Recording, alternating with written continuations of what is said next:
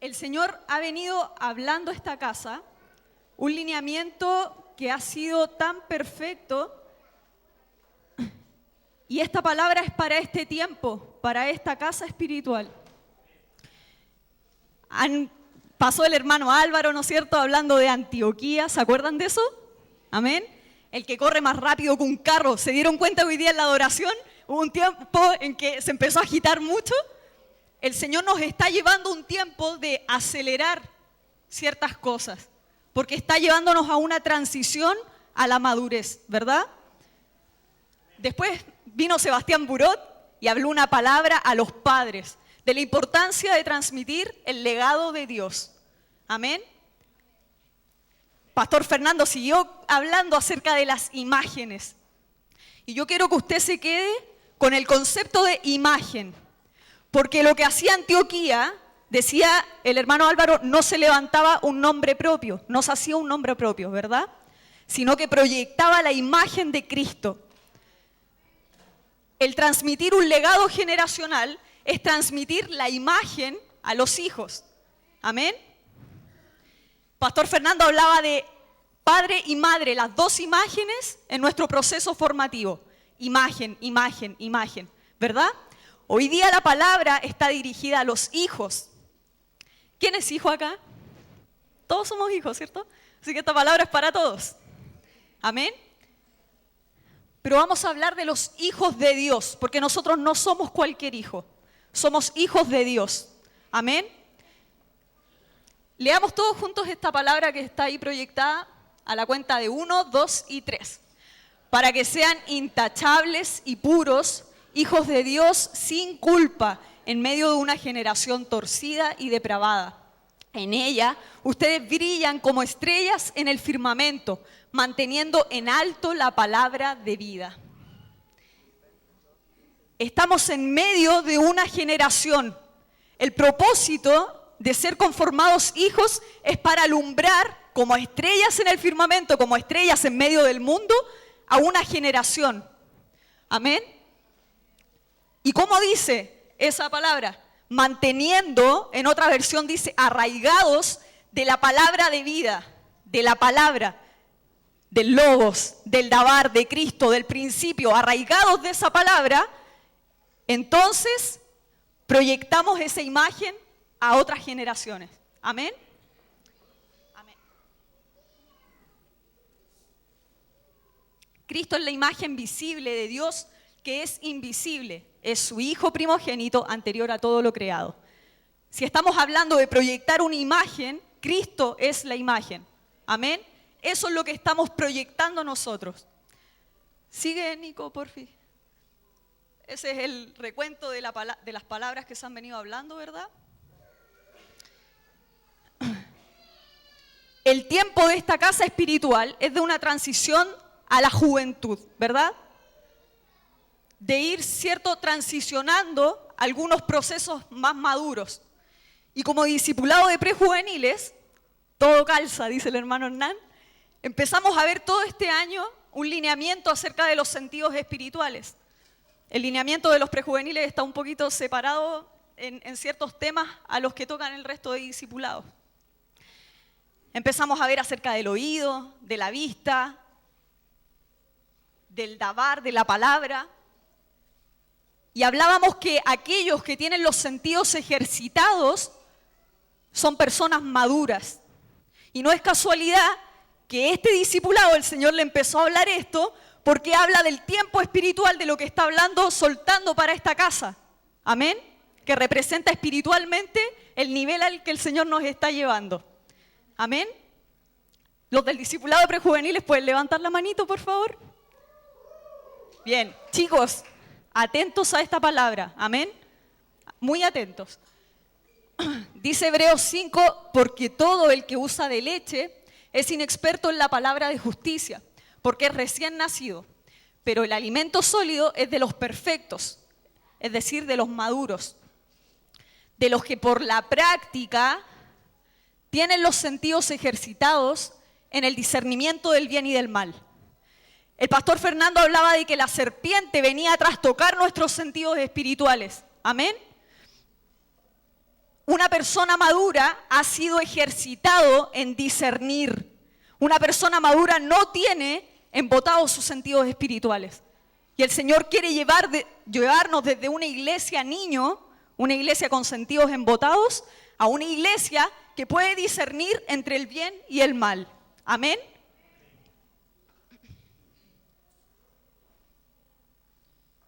La palabra hace una distinción específica entre el niño y el hijo. Dice en Gálatas 4, pero también digo, entre tanto que el heredero es niño, en nada difiere del esclavo, aunque es señor de todo, sino que está bajo tutores y curadores hasta el tiempo señalado por el Padre. O sea, tenemos tiempo, ¿cierto? O sea, ¿cierto? Hay un tiempo para ser niño, pero un tiempo en que dejas de ser niño, o debes dejar de ser niño. Así también nosotros, cuando éramos niños, estábamos en esclavitud bajo los rudimentos del mundo. Pero cuando vino el cumplimiento del tiempo, nuevamente otro tiempo, Dios envió a su Hijo nacido de mujer y nacido bajo la ley, para que redimiese a los que estaban bajo la ley, a fin de que recibiésemos la adopción de hijos. Otro tiempo, hijos. Por cuanto sois hijos, Dios envió a vuestros corazones el espíritu de su Hijo, el cual clama, Abba, Padre.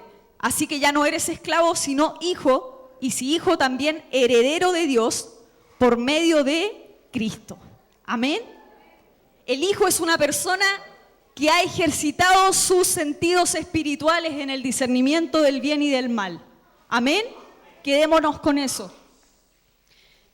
Hay diferencias entre el niño y cuando empieza ya como a la adolescencia, a la prejuventud, ¿verdad? Un día el niño y al otro día el niño de la casa puede llegar con olor a axila, por ejemplo, ¿verdad? No, vamos a decir que un ejemplo, ¿verdad? Un día es niño y al otro día le gustan otras cosas que son de niños más grandes. ¿Amén? Hay diferencias en lo espiritual también entre un niño y un hijo, ¿verdad? El niño está bajo los rudimentos del mundo. El niño espiritual está esclavo a los rudimentos. ¿Amén? Pero el hijo tiene la capacidad de heredar y de tomar esa herencia. ¿Amén?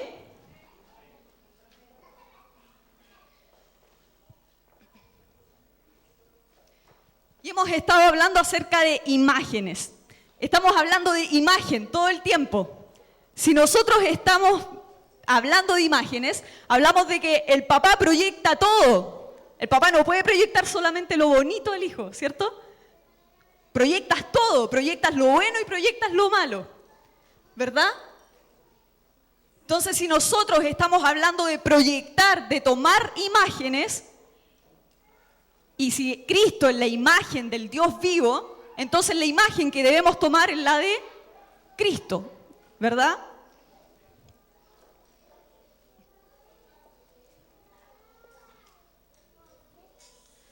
En la palabra, por lo general, los hijos hacían lo que eran sus papás, ¿cierto? Si el papá era carpintero, el hijo era carpintero. Si el papá era pescador, el hijo salía pescador, ¿verdad? Yo me llamo Marley como mi mamá que se llama Marley. No tiene nada que ver, creo. Pero uno sigue el ejemplo de sus papás. Bueno o malo, consciente o inconsciente, porque hemos hablado mucho acerca del inconsciente, ¿verdad? Se transmite todo. Informaciones que a veces ni siquiera sabemos que por qué actuamos así, y se debía a nuestros papás, ¿cierto? Y a mí me llamaba la atención porque Sebastián Burot hablaba acerca de traspasar el legado desde los papás a los hijos. Había una responsabilidad de traspasar ese legado. Pero yo pensaba también que cuando no ocurre eso, aunque no está en el corazón de Dios, ¿verdad?, de que eso ocurra, pero muchas veces no ocurre que se traspasa el legado, no se traspasa nomás, o se traspasa lo más malo. Y hay ciertos hijos en la palabra que teniendo papá malo o abuelo malo, hacen lo bueno. Raro. ¿A quién le salió un hijo bueno? A ver. Oh. ¿Aquí salió un hijo bueno? ¿Sí? Amén. Es rico, debe ser rico cuando te sale un hijo bueno. ¿Cierto? ¿Sí? Debe ser rico que cuando te sale ese hijo bueno, porque tú sabes, creo yo, discúlpenme hermanos si no es así, pero ustedes saben de que no son perfectos. Y me tocó, por regalo del Señor, que mi hijo me salga bueno. Porque yo no soy perfecto, o sea, se pudo haber traspasado todo. Sin embargo, hablamos de 2 etapas. Un niño imita conductas. Amén. Ve la imagen, la imita. Es por imitación. Pero llega el tiempo en que eres hijo, llega un tiempo un poquito mayor de madurez y tú puedes pesar y eres consciente de la imagen que se te está siendo proyectada. Y ahí viene una responsabilidad que es de los hijos. Y aquí le hablo a los hijos, que son todos, pero con mayor énfasis a los jóvenes. Porque hay una responsabilidad que tienes tú como joven de decidir imitar la conducta, aun cuando eres consciente de que ya no es correcto, o decidir buscar la imagen del Padre y decidir cambiar el curso al final de tus generaciones. Amén. Bien, buscando la imagen. Entonces empecé a buscar en la palabra casos de estos hijos que habían tenido papás malos y hacían lo bueno. Dice que Ocosías, en Reyes, está hablando de las sucesiones de legados, ¿verdad? Cuando estos reyes tomaban el legado, estaban en una etapa de juventud, entre los 10 y tanto, 20 y algo. Habían excepciones, obviamente. Ocosías dice que hacía lo malo porque siguió el ejemplo de su padre y de su madre. Siguió una imagen, ¿verdad? Pero dice que Usías hizo lo bueno porque siguió el ejemplo de su padre Amasías. Hizo lo bueno porque siguió el ejemplo, siguió la imagen que le estaba proyectando Amasías. Amén. Después de Usías viene Jotán. Y Jotán dice que hizo lo bueno porque siguió el ejemplo de su padre Usías. ¿Esto quiere decir que Usías era perfecto? No, Usías también se equivocó. Dice la palabra que Usías hizo lo bueno, sin embargo al final de su gobierno se corrompe porque le ganó el orgullo. Entonces Usías no era perfecto. Sin embargo, viene Jotán y dice que hizo lo bueno como su padre Usías. Aunque Usías había caído en orgullo en todo, a esta edad Jotán tiene la capacidad de decir: yo sé que mi padre tenía los problemas, soy consciente ahora de que hay un legado que me transmitió mi padre, pero yo decido tomar lo bueno de mi padre. Amén. Porque perfectamente pudo haber salido orgulloso igual, ¿cierto? Luego Acaz hace lo malo. No se traspasa el legado. Entonces esperaríamos que si Acaz hizo lo malo, Ezequías, que era el que seguía, haga lo malo, ¿cierto? Sin embargo, dice que Ezequías hizo lo que agrada al Señor, pues en todo siguió el ejemplo, el buen ejemplo de su antepasado David. O sea, es como si yo dijera, voy a seguir el buen ejemplo de mi tatara abuelo, algo así. ¿Cierto? ¿Cómo Ezequías supo si Acaz era malo, hizo lo malo, y de hecho se desvió mucho de la palabra del Señor? ¿Cómo logra tomar ese legado de algo bueno? Tuvo que haber una búsqueda de Ezequías. Papá, ¿quién era mi abuelo? ¿Quién era mi tatarabuelo? ¿Quién era? Busco la imagen. Me meto en la palabra. Oh, dice que Abraham hizo esto. Jacob hizo esto. Isaac hizo esto. David está más cerquita mío, dijo. Este hizo lo bueno. Empezó a ver las obras de David. De eso se tomó una imagen. Porque tú te puedes quedar en un estado de: es que no se me traspasó el legado. No tengo nada que hacer yo, ¿cierto? Sin embargo, el Señor te da la oportunidad, te da la posibilidad y te da el derecho de ser hijo y tomar esa herencia, tomar el legado, tomar la imagen. Amén. Ezequías era la fortaleza de Dios.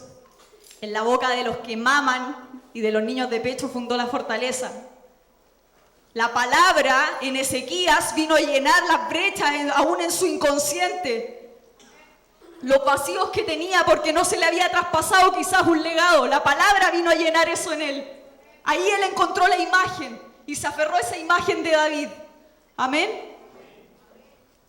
Veamos otro caso. Manasés hizo lo malo después, no se le traspasó el legado. Amón hizo lo malo. O sea, ya tenemos 2 generaciones de malo o malo. Josías debió haber salido malo, malo, malo. Sin embargo, Josías hizo lo que agrada al Señor, pues siguió el buen ejemplo de su antepasado David y no se desvió en el más mínimo detalle. Hizo exactamente lo mismo. Si bien los procesos son distintos, Josías fue resguardado, era más pequeñito, ¿verdad? Pero es lo mismo. Sigamos, porque no quiero ahondar tanto en estos casos. ¿Qué pasa cuando no existe esta imagen paterna? Ni siquiera existió. ¿Qué pasa con los hijos del matriarcado, como hablaba el pastor Fernando las 2 últimas prédicas, ¿verdad? ¿Qué pasa con Ismael, con Jacob? Ismael, hijo de Agar. Agar era la esclava, representaba el sistema espiritual de Egipto, ¿verdad? Un hijo que no podía heredar, un hijo que se tuvo que conformar con los regalos, ¿cierto?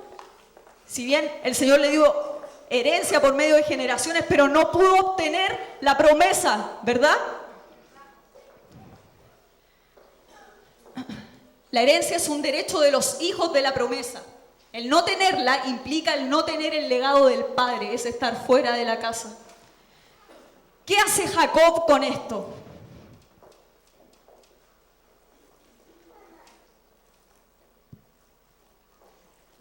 Las formas en las que el Señor te va a conectar a una imagen, si no tienes la imagen paterna, si no la tuviste, es de diversas formas. Creo que no hay una fórmula para eso. A unos el Señor los reconectó a otra fuente. A otros los hizo nacer, los puso en otro vientre. A otros los dejó ciegos para que pudieran ver al Señor. Tantas formas. Jacob luchó por alcanzar esa imagen. Luchó y estando en Peniel con el ángel, luchó hasta acceder a esa imagen, hasta encontrarse con el Señor rostro a rostro, su gloria resplandeciendo. Solo ahí puede tomar la imagen del Padre. Amén.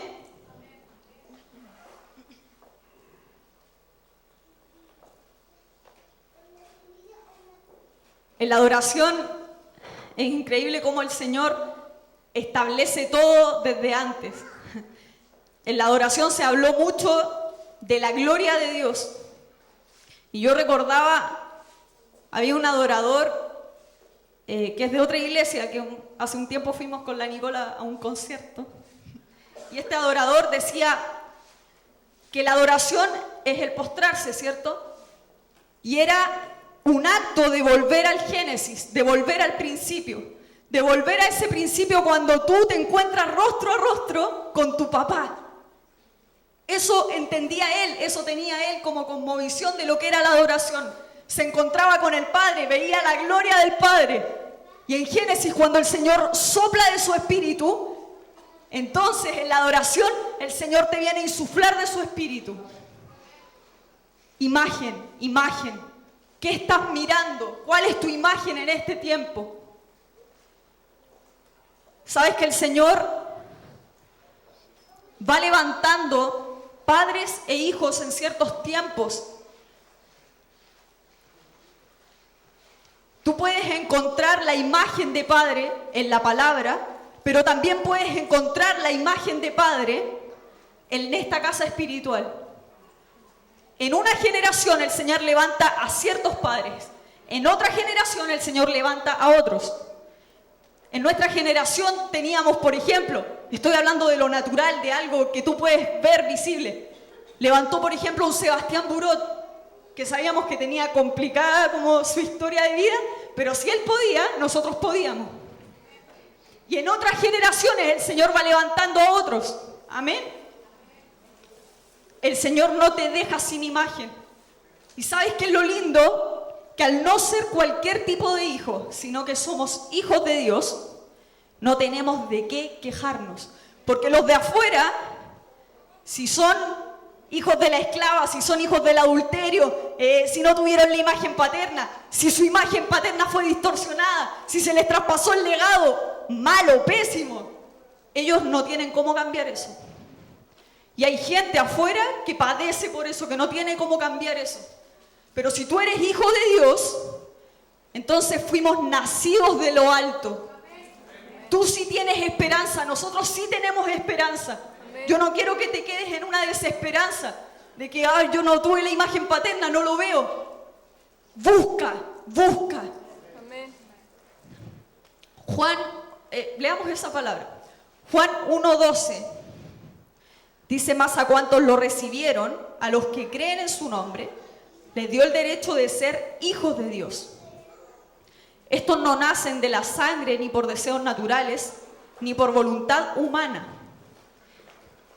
Cuando el Señor habla de hijos de Dios, está hablando de dos etapas espirituales específicas. Porque en la palabra, cuando se habla de hijo, habla de distintas etapas. Está el paidón, el nefios, tecnón, juíos. Nos han hablado de eso, ¿cierto? Algo les suena. Pero cuando hablamos de hijos de Dios, expresamente se refiere al tecnón y al juíos. El tecnón es un niño que está como transicionando, pero el juíos es el heredero, es el hijo heredero. Entonces lo que está diciendo acá, Juan se está refiriendo a hijo de Dios como tecnón. Tenemos entonces una primera etapa que dice: mas a cuantos lo recibieron. Eres un hijo de Dios cuando lo recibes, creíste en su nombre, te da el derecho de ser un hijo de Dios. Etapa 1. Estos no nacen de la sangre, ni por deseos naturales, ni por voluntad humana, sino que naces de Dios. O sea, no solo eres adoptado, sino que eres nacido de Dios. Porque aún el hijo adoptado no puede a veces heredar. Pero el nacido, el de la misma sangre, ese recibe toda la herencia. Te hace nacer de él. A Dios nadie lo ha visto nunca. El Hijo unigénito, que es Dios y que vive en unión íntima con el Padre, nos lo ha dado a conocer. El Hijo, Cristo, abriéndonos el camino, Él nos da a conocer el acceso al Padre. Dice que Él vive en intimidad con el Padre. Etapa 1, Hijo de Dios, conoce al Padre. Tiene una intimidad íntima con el Padre.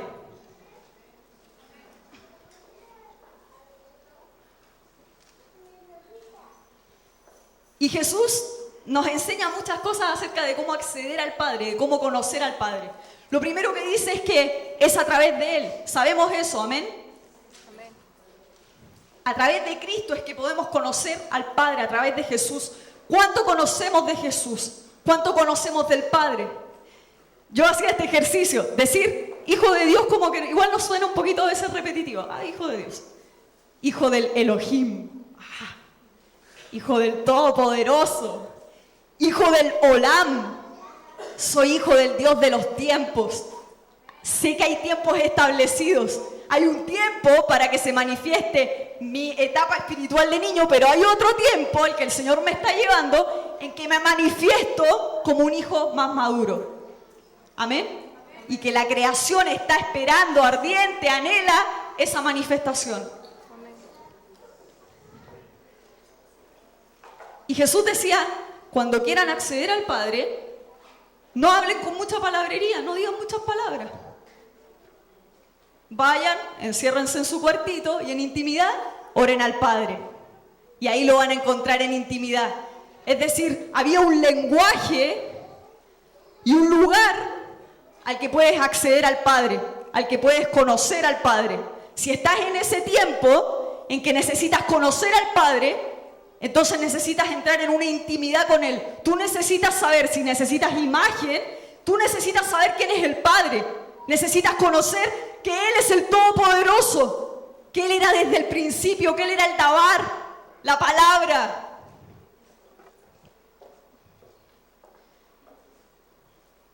Después dice Jesús, pidan, busquen, llamen. Una clave para acceder al Padre. ¿Cómo tienen que orar ustedes? Empieza a hacer la oración. Padre nuestro que estás en los cielos, ¿verdad? Después dice, pide y se te dará, busca y hallaréis, llama y se te abrirá. ¿Necesitas imagen? Pide la imagen. Señor, necesito esa imagen. Él te la va a dar. Busca la imagen. La búsqueda implica una acción, ¿cierto? Si yo tengo que buscar algo, me pongo a buscar, ¿cierto? Tengo que registrar. No es una posición pasiva la búsqueda. Si tú necesitas esa imagen, busca la imagen. Busco en la palabra, busco acá en la casa. ¿A quién voy a ver? ¿Cuál es mi referente? ¿Sabes qué? El Señor es tan hermoso que puede hacerte un popurrí de papá espiritual acá en esta casa. De un tío Hernán, vaya a mirar el abrazo de papá. De un pastor Fernando vas a ver el consejo de papá. ¿Verdad? Te puedes mirar otra imagen. Este tuvo un ejemplo de fe. Una vida de sobrenaturalidad, yo miro eso. Este papá es ordenado, tiene principios, me tomo de eso. Amén.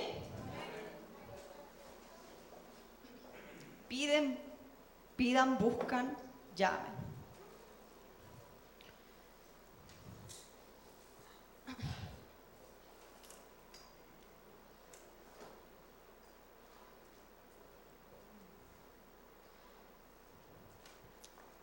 Romanos 8 nos habla acerca de los hijos de Dios, pero ya como judíos, ya como un hijo heredero.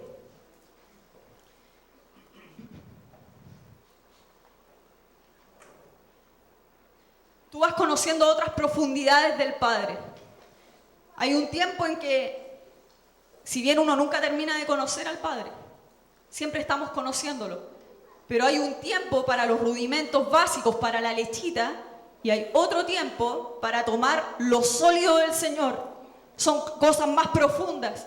Y dice que este hijo, el judíos, no vamos a leer todo Romanos 8 porque estaríamos una hora aquí quizás leyéndolo, pero dice que son guiados por el Espíritu de Dios.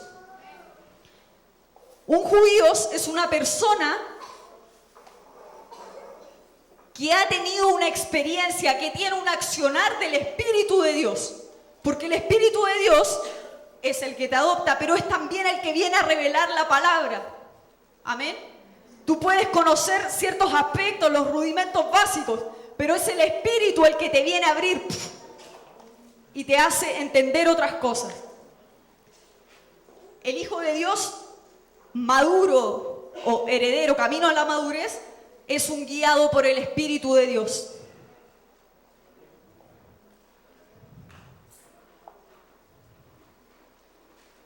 Sabes que para esto no te puedes mentalizar, no es algo mental, no es algo mecánico. Desde mañana voy a ser guiado por el Espíritu de Dios. ¿Cierto? La acción del Espíritu es algo sobrenatural, pero que implica y es una respuesta a una búsqueda tuya también. Amén. El Señor nos lleva a buscar, y su Espíritu es el que comienza a accionar en nosotros lo que en un tiempo recibiste. Quizás estás en un tiempo en que recibes palabra, la contienes, pero cuando llegas a esta otra etapa de madurez, el Señor viene con su Espíritu a soplar sobre esa palabra, y esa palabra puede salir con poder. Hablaba el hermano Álvaro de la iglesia de Antioquía. Y esta iglesia no levantaba el nombre propio, ¿cierto? Esa iglesia proyectaba a Cristo. Pablo es formado ahí en Antioquía. La iglesia sale de la iglesia de Antioquía. Solamente con esa formación en que no aprendió a tomar la imagen propia, sino la de Cristo, él es conformado hijo, ¿verdad?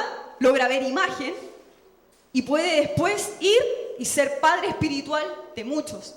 Onésimo, Tito, los colosenses, los gálatas, los corintos, ¿verdad?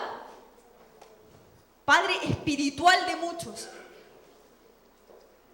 El Señor no quiere conformarte hijo para que tú digas, sí, se completaron mis procesos, estoy listo. El propósito del Señor es de expansión siempre. Por eso leíamos en el principio, para que resplandezcan como estrellas en el firmamento, en medio del mundo de una generación perversa. Ese es su propósito, conformarte hijo para que en otro tiempo puedas proyectar la imagen del Padre, puedas proyectar la paternidad. Amén.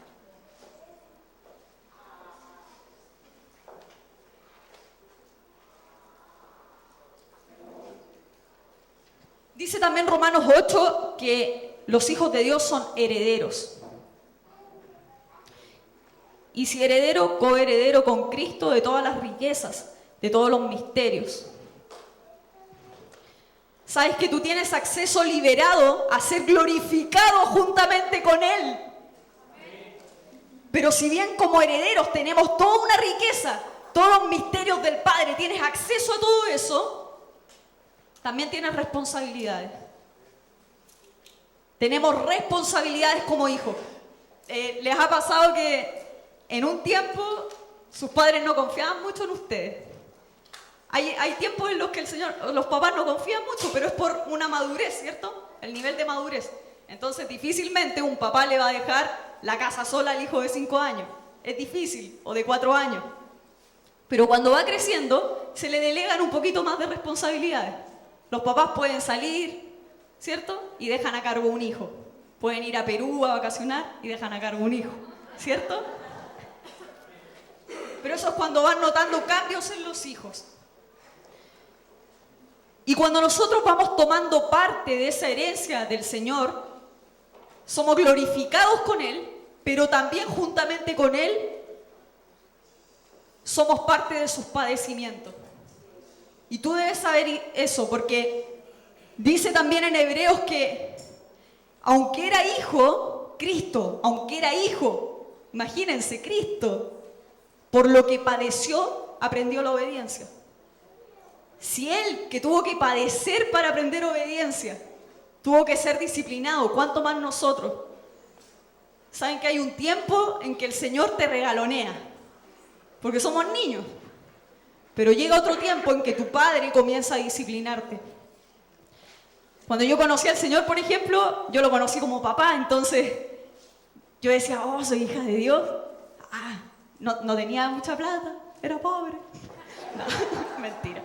Pero yo decía, Señor, Padre Todopoderoso, mándame esa polera de 30 lucas, que me gusta tanto.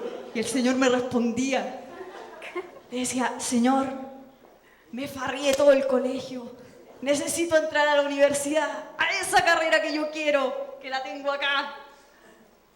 Hazme un cupo supernumerario. ¡Pah! Cupo supernumerario. Yo conocí al papá así, a mi Padre Celestial, pidiéndole todo. Yo sabía que Él era dueño del oro y dueño de la plata. El Señor me podía dar todo. Pero llegó un tiempo en que mi papito ya no me daba lo que yo quería. Porque me llegó el tiempo de conocer la palabra, hágase tu voluntad. Como uno lo dice, Señor, dame por favor esto, pero hágase tu voluntad. Y en esa voluntad del Padre no me llegaba lo que quería. Entonces el Señor me empezó a disciplinar, porque hay tiempos en los que conoces al Padre de una forma, pero tiempos en los que el Señor te lleva a decir, ¿sabes qué? No puedes hacer esto, no tienes permiso para irte de intercambio. Pero papá, el Padre nos disciplina, ¿verdad? En el discipulado de niños te van a tratar de una forma, pero llegas al discipulado de los prejuveniles y uy, te apretan un poquito. Ahora, un poquito harto. Al de los juveniles, hoy te apretan quizás un poquito más, ¿cierto? Y en el de los papás ya no sé, ahí para allá, ¿cómo es la cosa? Algún día.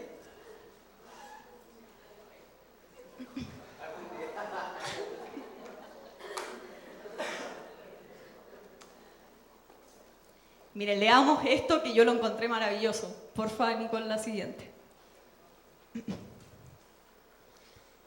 ¿Saben qué? Yo pensaba, Ezequías, Josías, podían buscar en la palabra de lo que hasta ese momento había pasado. O sea, leían hasta... Por eso tomaron David, ¿cierto? Pero nosotros tenemos toda la palabra en su plenitud, completita. Podemos tomar, solamente tienen que irse a Hebreos 11 y empezar a leer por la fe. Abraham hizo esto, por la fe Jacob hizo esto, por la fe Isaac esto otro. Oh, te empiezas a llenar, yo quiero eso, yo voy a tomar eso. Él pudo, yo también puedo, tomo esa imagen. Dice, por fe Moisés, ya grande, estamos hablando de etapas de madurez, ¿cierto? Ya grande, rehusó, decidió. El reino es de la gente decidida y valiente. Me gustó mucho como el hermano Álvaro partió ese día con la palabra. Que el reino sufre violencia, ¿cierto? Hay enemigos y avanza a pesar de esos enemigos. Y solo la gente decidida y valiente forma parte de él. Decisión y valentía son dos cosas. Un niño, lo más probable es que no pueda tomar decisión. Pero un hijo que va madurando empieza a tomar decisiones. Oh, me empiezo a ser consciente. El Señor por la palabra empieza a iluminar áreas de mi inconsciente. Oh, mis papás hacían esto. Por eso yo actuaba así. ¿Voy a decidir seguir imitando ese ejemplo? O me paro y digo, tengo que tomar una imagen. Y eso no quiere decir que vas a deshonrar a tus padres. Es totalmente distinto. Porque tus padres pudieron vivir ciertos procesos y quizás no pudieron vencer uno. Pero tú como hijo tienes la capacidad, tienes el derecho de Dios de poder tomar lo bueno y potenciarlo. Amén. Está en ti esa capacidad. Dice que Moisés rehusó, es decir, él tomó una decisión. Rehusó ser llamado hijo de la hija del faraón. Pudo haber sido un hijo de matriarcado, ¿cierto? Rehusó ser llamado hijo de la hija del faraón, escogiendo antes padecer aflicción con el pueblo de Dios que tener el gozo temporal del pecado, considerando mayor riqueza el vituperio del Mesías que los tesoros de Egipto. Cuando Hebreos está hablando de los patriarcas, dice que ellos no se hicieron ciudadanos, se hicieron heredad acá en la tierra, porque anhelaban una patria celestial, anhelaban algo mayor, algo que no estaba acá.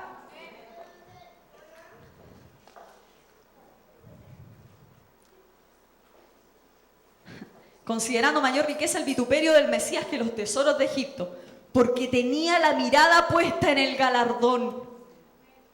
Tenía su mirada, sus sentidos espirituales atentos. Tenía su vista puesta en el Señor. Esa era su vista, esa era la forma en que él tomaba esa decisión de sacarse esa cobertura de esclavitud para tomar la imagen del Padre.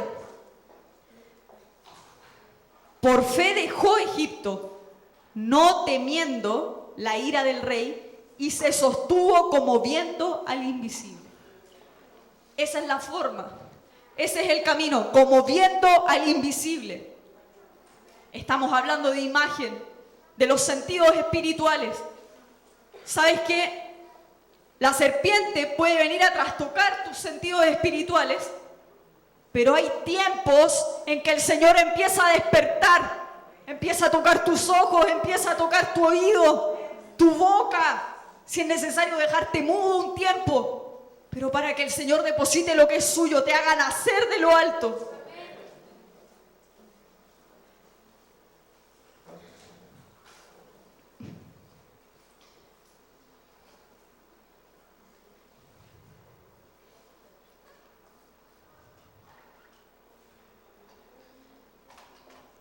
Un hijo de Dios es un discípulo. Cuando en el Nuevo Testamento se habla acerca de hijos de Dios, siempre fue a los discípulos y a iglesias, que eran gente que estaba siendo discipulada. Un discípulo necesariamente tiene que ser hijo de Dios y viceversa. Porque alguien que no es discipulado no escucha como un discípulo. Nosotros veíamos en el discipulado que en Isaías se habla del oído del discípulo, que es un oído que es capaz de sostener con la palabra al fatigado. Entonces hay un tiempo en que tú no puedes sostener con otros, a otros, con la palabra porque no está en ti. Pero hay otro tiempo en que el Señor despierta tu oído para escuchar como los discípulos. Y el discípulo tiene la palabra. Y por la palabra aprendió a ejercitar sus sentidos. Señor, necesito escucharte. Señor, necesito verte. Necesito hablar lo que tú me hablas. Aunque no tengas imagen, aunque tu imagen fue distorsionada, sí tenemos la capacidad. Fuiste llamado a ser un discípulo. Y si eres discípulo, entonces tu posición no es cómoda. Porque a los que el Señor llamó, dice, somos llamados hijos de Dios. Hay un llamamiento. Amén. El llamado de Jesús a los discípulos era, sígueme. Sígueme. Nada más. Sígueme. Va a implicar un accionar tuyo. El Señor necesita que esta iglesia transicione a una iglesia de hijos maduros, hijos discípulos, hijos que buscan la imagen del Padre, hijos que andan detrás del discipulador. ¿Cómo se hace esto? ¿Cómo lo hago? ¿Cómo lo hiciste tú? ¿Dónde puedo buscar la mía? Busco en la palabra, Señor, yo busco. Pidan, busquen, llamen. Llama a las cosas que no son como si fuesen. Llama a lo que no has visto en tu casa, en tu legado, en tus generaciones, como si fuesen. La palabra crea realidades. Tú puedes crear las realidades por medio de la palabra.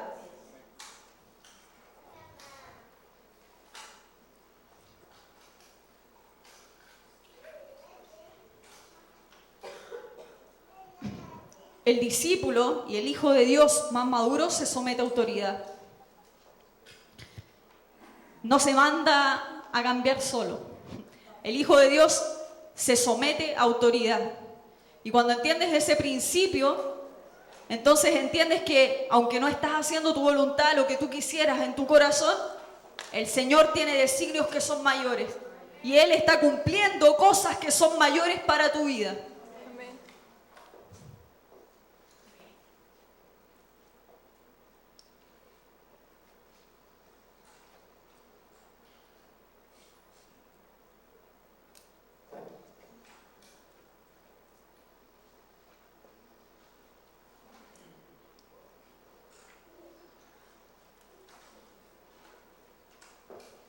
Cuando leíamos que brillamos como luminares en el mundo, estamos hablando de que tú buscaste la imagen del Padre. La imagen del Padre, su gloria empieza a resplandecer, empieza a alumbrar tus sentidos, ¿verdad? El pastor Fernando hablaba de la menorá. Si te fueron alumbrados, empiezas a resplandecer. Para alumbrar a otros. Brillas como estrella en el firmamento. Quiero que te pongas de pie un poquito, por favor.